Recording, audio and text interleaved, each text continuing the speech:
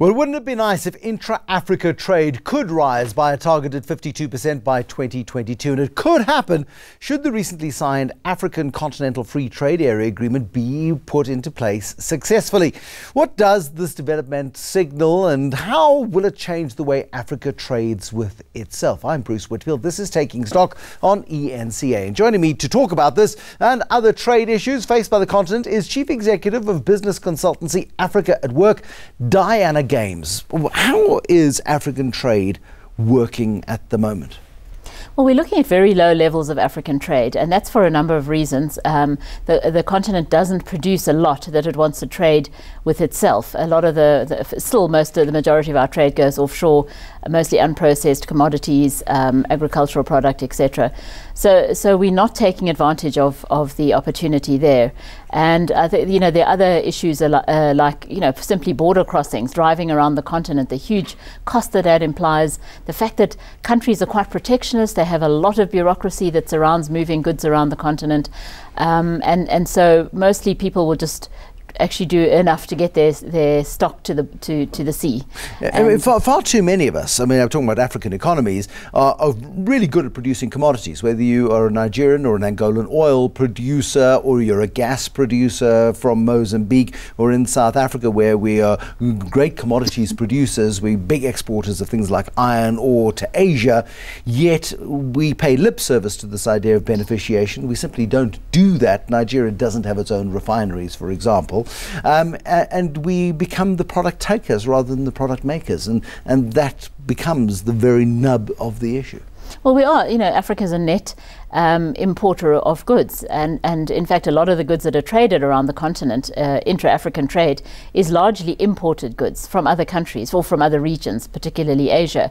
There might be limited value addition, but often in many cases there's no value addition at all. You have traders in Kenya sending goods to Rwanda, but they're not Kenyan-made goods necessarily. So even if goods are moving around, I haven't seen a figure that says that of the 15 to 20% of current intra-African trade, how much of that is actually African-made goods and products. And South Africa is probably the biggest exporter of locally manufactured goods. Kenya is probably fairly big. Egypt, North Africa. But other than that, these countries are not producing things that the country next door actually needs. Because people are all importing, and they can import. They don't have to import from another African country if they don't want to. So and we're not beneficiating. So we are still importing, crude oil, and we're importing a lot of commodities ourselves, sugar or whatever it is. But certainly nothing on the scale that we are sending off the continent. So the big noble idea of a free trade area creating a market of 1 billion people by 2022, it's all very compelling and looks great on a piece of paper. But if there is nothing to trade or very little to trade, what is the point of having the free trade area in the first place?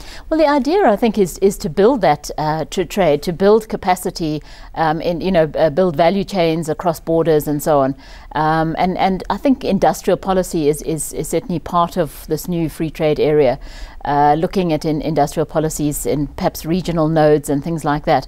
It's not something that people haven't spoken about before. I think they simply haven't done it in many cases. I think SADC has an industrial policy, if I'm stand to be corrected, but and other regions do as well. It's how you implement these things. We're not short of pieces of paper. We've just had the tripartite free trade areas, not that old, still not working, and now we're layering it over with yet another bureaucracy and vision. What is the tripartite free trade area? The tripartite the idea is, as with the continental free trade areas, to reduce these overlaps of regional economic communities. I think there are 8 or 9 on the continent. The tripartite covers 3, which is COMESA, which is basically a huge area from Egypt all the way down to South Africa, the EAC, which is East African Community, and then SADC, which goes all the way up to Congo and includes quite a few countries that are not in COMESA, but many who are. So there's a lot of overlap there, and the whole idea was to open this as one big free trade area, and we're not there. We're certainly a long way from that. Is any one of these 3 areas actually functioning quite effectively? Is there a model we can base the entire plan for Africa on?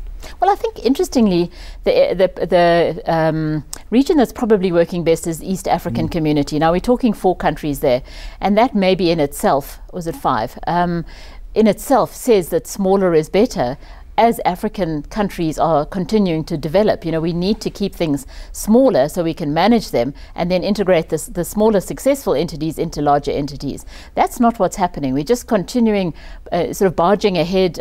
Central African countries are incredibly weak. The economies there are you can barely travel between them, let alone trade, between them, except on maybe some informal level. So, East Africa is probably a model that you can look at. These are neighbors that they have a natural kind of synergy with each other.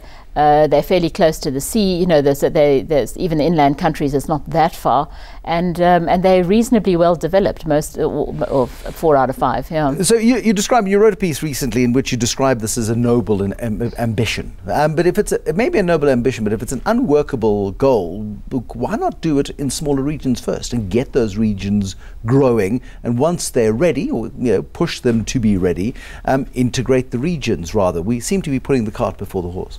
Well, I think if you've got a hotline to the African Union, that might be a suggestion to make. However, we have sort of been down this road. I mean, if you look at SADC, you look at, COMESA was always very big, but SADC was already rendered fairly unworkable by having several of its major members, like the DRC and Angola, not being part of the trade area for all sorts of reasons, asking for an exceptional treatment because they weren't ready, and so on. So even within what we've got, and SADC is probably too big. I mean, if you look at the Southern Africa, the Customs Union, South Africa and the immediate region, it's got a lot of flaws as well, but that is a more workable kind of entity.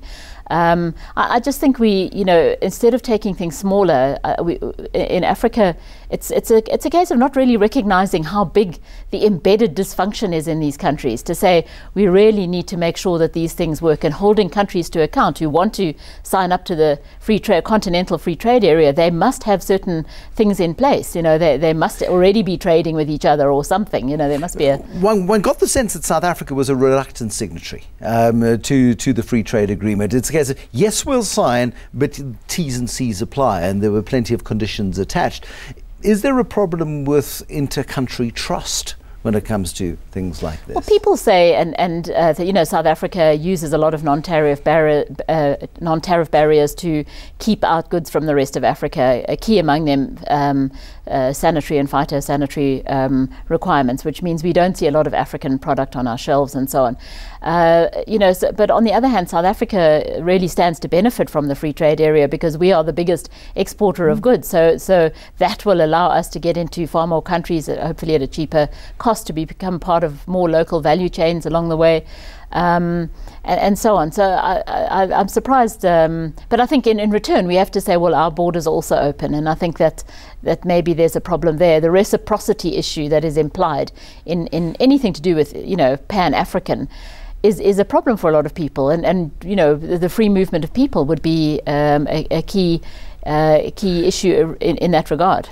Let's talk about free movement of people in just a moment. This conversation continues after the break. Dianna Games is the chief executive of a business consultancy called Africa at Work. Her ambition is to get African business growing and cooperating and working together. This is Taking Stock on ENCA.